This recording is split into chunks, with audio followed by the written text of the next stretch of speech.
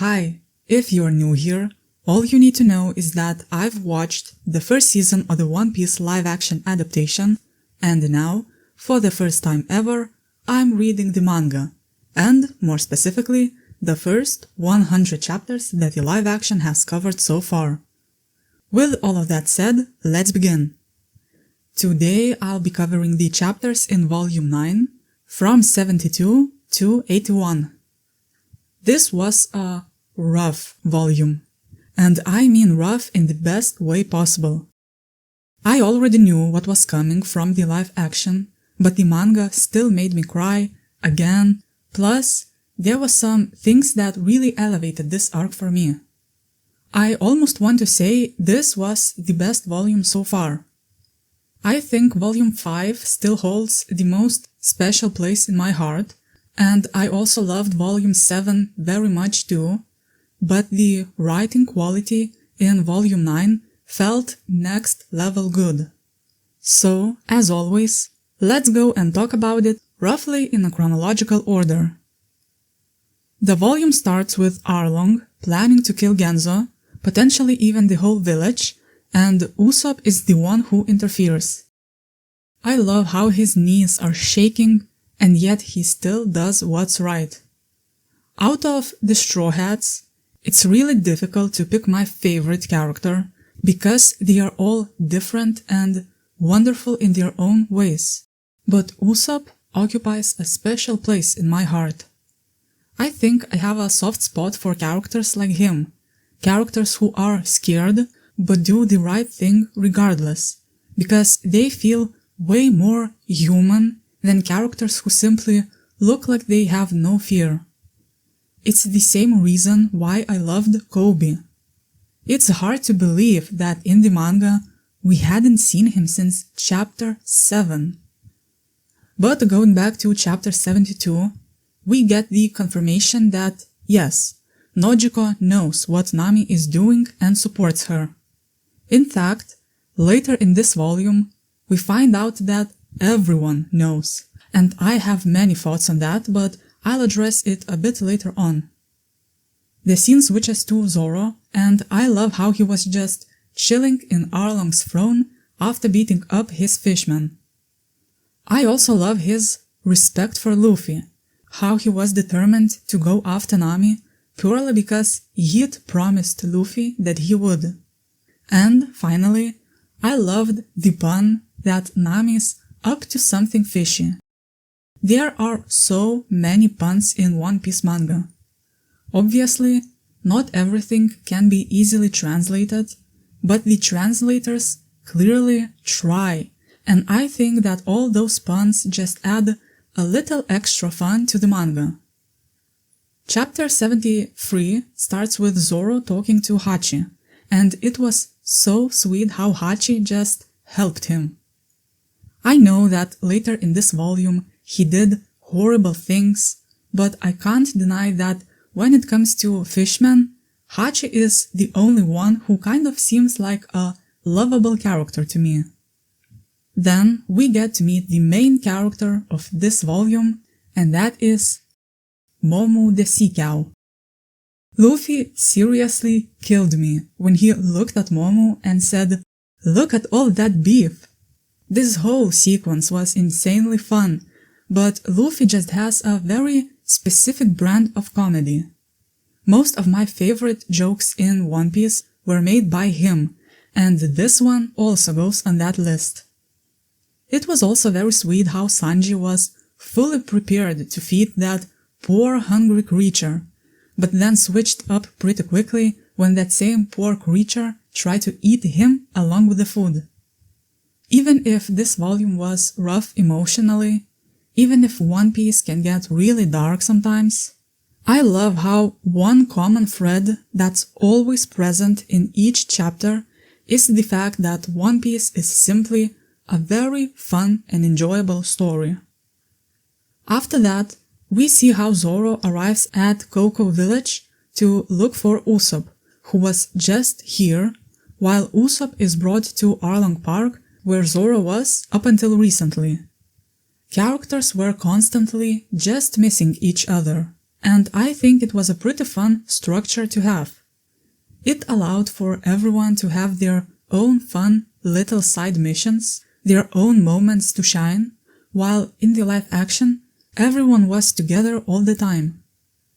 Last volume I spoke about how much I loved the one-on-one scene between Nami and Zoro, and in this volume, in chapter 74, she had a one-on-one scene with Usopp. I love how despite the fact that these two scenes parallel each other, they are also different because Zoro and Usopp have different personalities. With Zoro, it almost felt like they were playing mind games with all the multi-layered comments, but Usopp's appeal was much simpler. He just said how Luffy believes in Nami even after everything, and asks how Nami could betray a guy like that. We know how hard it is for her to hear something like this, and yet she still has to pretend for the sake of both of them. Nami saves Usopp by pretending to kill him. While I knew they were just pretending, Nami's words and demeanor were still brutal, like saying that this is exactly what Usopp wanted, to die at sea. The dialogue in general was great during this confrontation. After this fake fight, we see Arlong's pirates find the map where Nami marked where her treasure is, and I'm assuming that's how Nezumi knew exactly where to look for it later in this volume. Honestly, it was pretty reckless for Nami to mark where her money is on a map that could be found so easily. I guess I don't really get the point of marking that specific spot in the first place. The only thing that mattered is that she herself knew where the money was hidden, but that's just a small nitpick on my part. I won't lie, chapter 75 was pretty forgettable. It was mostly the battle against the Marine Pudding. Sure, we got to see some of the abilities that the main fishmen have. We saw how strong they are, but other than that, I didn't really get the point of this story. I can see the idea in theory that it was meant to show how hopeless the situation is with all the places that Arlong controls, but I guess it didn't really work for me. I think a part of that is because these Marines were completely new characters. It's easy to assume they are simply incompetent. I think it would have been interesting if we knew of a Marine unit that we were already shown to be genuinely capable. If that hypothetical unit was defeated so quickly by the fishmen, then such a story, in my personal opinion, would have had a better impact. On a side note, it's a little crazy how the only small criticisms I have for the manga are so few and far between. Honestly, it would be fun to make a list where, instead of my favorite moments, I pick my least favorite moments. I doubt I would even have enough moments to make a top 10 at this point. I'm sorry for going so off topic, but I'm just genuinely amazed by how much I love pretty much everything in the manga. But let's go back to the chapter. It ends by showing our crew, now reunited, except for Usopp. It was crazy how Luffy was beating up Johnny and blaming him for lying about Nami killing Usopp. Luffy's unwavering trust in his crew is such an interesting thing. I have two interpretations I want to discuss. The first one, and it's the one that I think the author is going for, is that Luffy simply has an insanely good read on people. You fully trust his crew because he knows he can, because he knows they are good people. My second interpretation is a bit more pessimistic. It's that Luffy is naive, and his blind trust for people is dangerous. If anyone ever betrays him for real, it would be absolutely devastating. Like I said, I'm leaning towards the story showing us the first interpretation, but I think it would be an interesting plotline to explore if the story went the second route. In chapter 76, we see Nami herself approach the others and she tries to make them leave the island. We had a similar conversation in the live action, minus the fact that Usopp was also present there. In this scene, we also see Sanji and Zoro arguing. I loved their dynamic in the live action, so I am glad it was finally introduced in the manga as well. Next, I feel like it's finally time to talk about the changes the live action made to Nojiko's character. Not only did she not know about Nami's real plan, but she was also a pretty passive character. I feel like her role in the live action was mostly to make the audience feel even worse about Nami's situation. In the manga, while she's still clearly a side character, in every scene where she's present, she does at least something active. Earlier, she tried to defend Genzo. Only verbally, yes, but she still tried to step up. Even before that, she made sure to get the kid and Usopp away from the fishmen. In chapter 77, we see her approach the Straw Hats and tell them about Nami's situation. In the live action, it was the other way around. It was the Straw Hat crew that sought Nojiko out. It's also interesting how, in the live action, Nojiko told them that Nami is a traitor, while in the manga, Nojiko told them the truth, but only Sanji and Usopp were actually listening, because Zoro took a nap, as always, and Luffy just left altogether. It means that in the end, in both versions, the result was the same. Luffy still didn't know the truth when he chose to help Nami. But we arrived to that point in different ways, and the biggest difference is Nojiko's involvement. There's also the emotional aspect to consider when we discuss the fact that she knows the truth about Nami and supports her, but I'll expand on that a bit later on, when I talk about the whole town knowing the truth. For the next few chapters, we jump into the backstory. Belmere's character was so good. The live action mostly focused on her being a mother, but I love how the manga portrayed her in a few more different aspects. She seemed more flawed and therefore more real. I also adored how bold she was, how rebellious.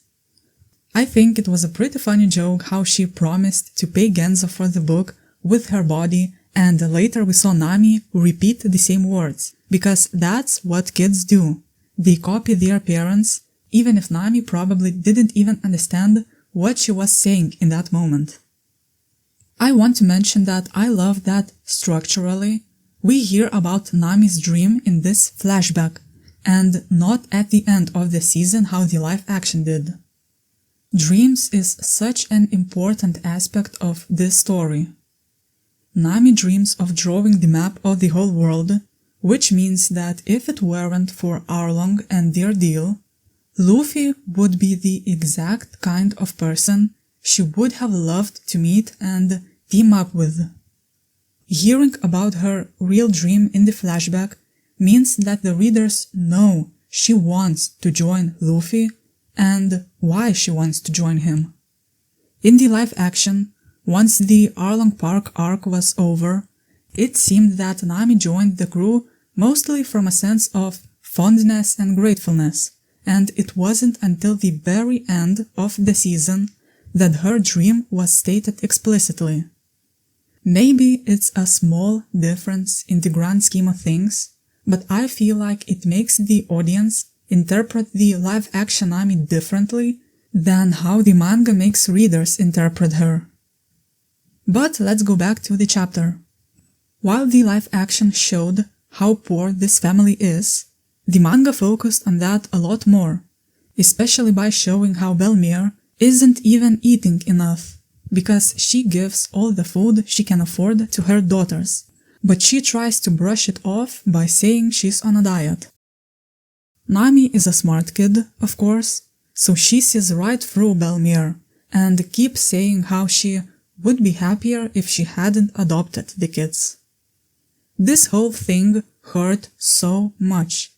Yes, we saw a parent making insane sacrifices for her kids, but we also saw how, in her eyes, it was all worth it.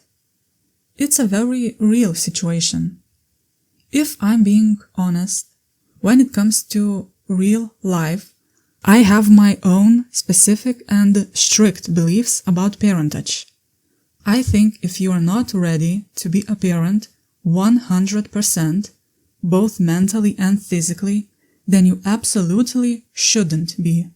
But for the sake of analyzing the story, I can put my personal beliefs aside.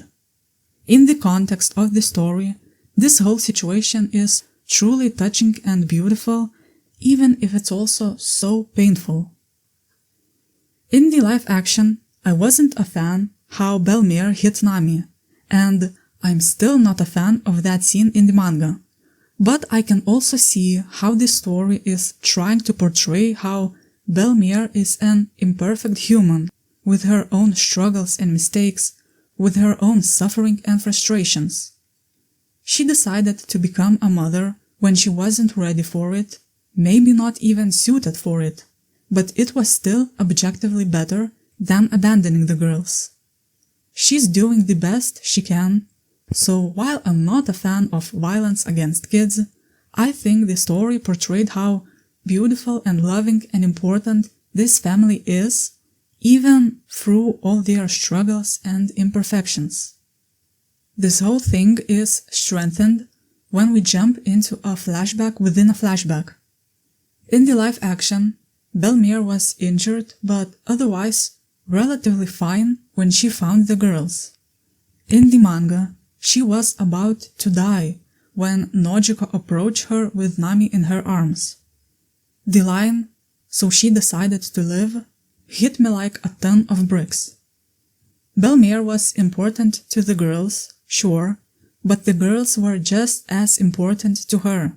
They were her reasons for living.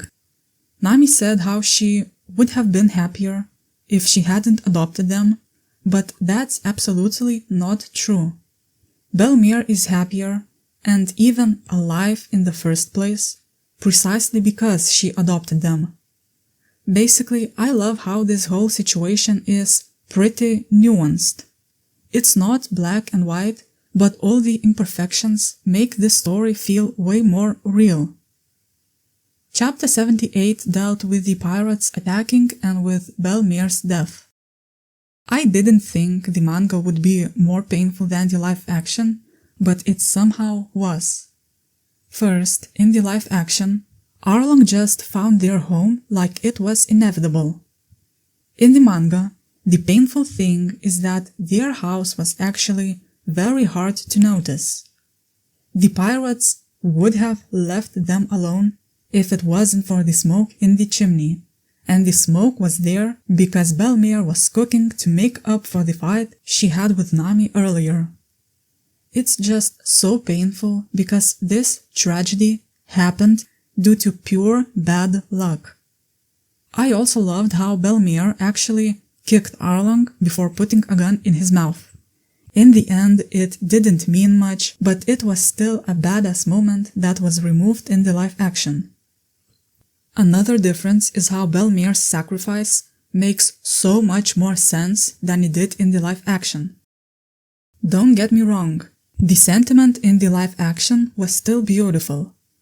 I'm talking about the sentiment that Belmere would never deny she has 2 daughters. In the manga, this same sentiment was still at the heart of her sacrifice, but I appreciate that there was also an additional and more mechanical reason. If she paid for herself, the girls would have to hide forever or leave the island altogether, and she wanted them to live freely. I also loved how the town stood up for that family. It's a common thread throughout all the arcs, how the side characters, for example the townspeople, are always active players in the manga, while in the live action, they were always portrayed as background characters in the truest sense of that word. Another thing I loved in the manga that I don't remember from the live action, but I might just be forgetting something too, was Belmere's speech in chapter 79. She taught the girls to be strong.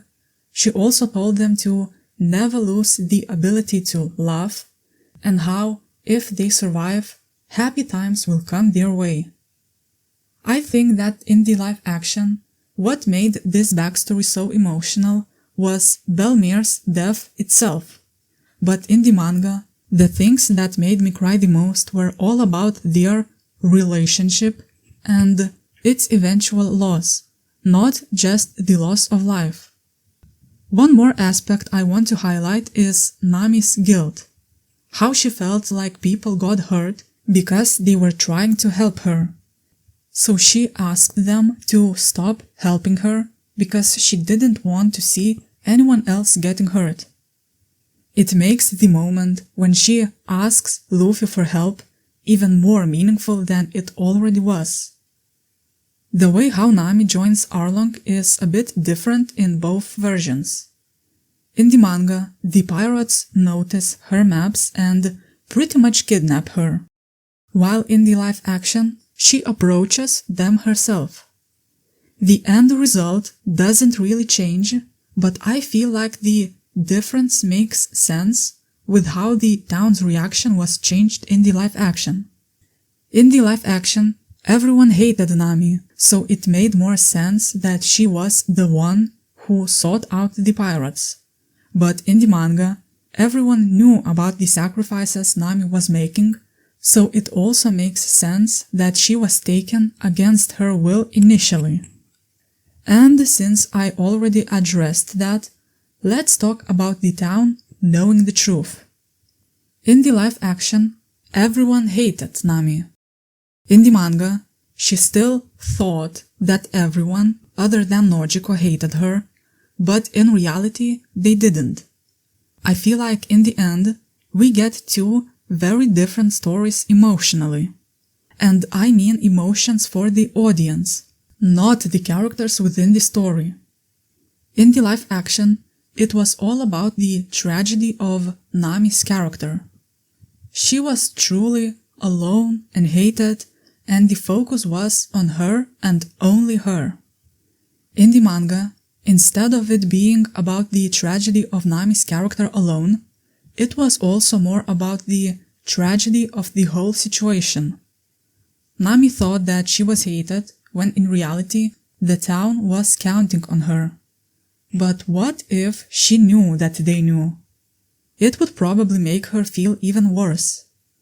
As bad as that sounds, self-isolation was probably easier for her to handle than anything positive. 8 years ago, her mother cared about her and she died. 8 years ago, the town tried to defend her and they got hurt. In present time, she was already carrying the burden for the whole village, so I understand how adding everyone's true feelings about her on top of that may have crushed her completely. But at the same time, the whole situation and how she thought the town hated her for 8 years sucks. Once again, this is a very nuanced and complicated situation, while the live action chose to dial everything up until we had a more extreme version. Like I said, it was the tragedy of the situation in the manga versus the tragedy of Nami's character in the live action. And on that topic, it felt like a very special moment when Genzo hugged Nami in chapter 81 and told her, "You fought well." I also loved the detail how Genzo hurt his hand to protect Nami the same way how Nami hurt her hand to protect Usopp. And finally, we get the moment. I mean, the moment. You all know what I'm talking about. I think I mentioned it at some point that I doubt the live action changed anything about it and that in the manga it would play out the same way as I saw in the live action, and I am so happy I was right. Nami breaking down, asking Luffy for help, probably for the first time in her life, and Luffy giving her his hat feels like an iconic moment that probably feels just as iconic even 1,000 chapters later. Asking for help can be such a hard thing, and it's not exactly a common thing for a fictional story to portray the full weight of that as well as One Piece did. It's not about a weak character asking for help from someone stronger. It's about a strong character asking for help because they were forced to be strong for far too long. It's also important how Luffy left earlier when Nojiko told the Straw Hats about Nami. He truly doesn't know anything, and yet he chooses to entrust his hat to Nami. In the live action, this sentiment was still there. Luffy heard the story about how everyone hates Nami and chose not to believe them. And with that, I think, or at least I hope, I spoke about everything I wanted to mention about Volume 9. It was a little bit difficult to formulate my thoughts when this volume was so packed with complicated stories and emotions, but I hope I did a decent job in the end. Thank you for listening, share your own thoughts in the comments, and if you are interested, you can subscribe and I'll see you again as I review Volume 10.